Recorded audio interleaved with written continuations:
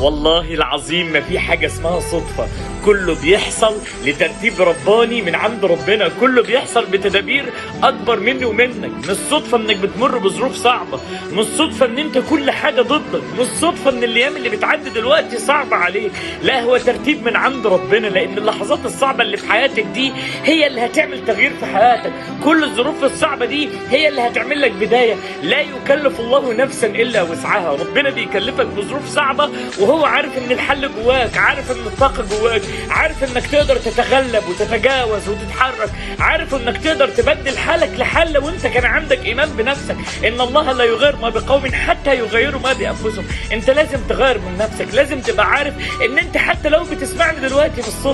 مش صدفة إن الكلام بيخش على قلبك، مش صدفة إن أنت بتحس إنك ممكن تعمل حاجة، مش صدفة إن أنت يبقى عندك إيمان إن ممكن يتبدل الأحوال وتصحى الصبح كل حاجة تتحل، تصحى الصبح وأنت عندك طاقة إنك تكمل، تصحى الصبح وأنت بتقسم على نفسك وبعظمة ربنا وقدره إن أنت تتجاوز. مفيش حاجة اسمها صدفة، الصدفة دي عندي وعندك، الترتيب ده وفقا لتدابير ربنا، تدابير ربنا اللي ربنا إن شاء الله كاتب جواها إنك لازم تكون بطل قصة حياتك، وإنك لازم تتغلب على الظروف اللي عندك، وإنك لازم تتجاوز رغم أنف كل واحد عايزك تقف مكانك. مفيش حاجة اسمها صدفة، كله ترتيب من عنده.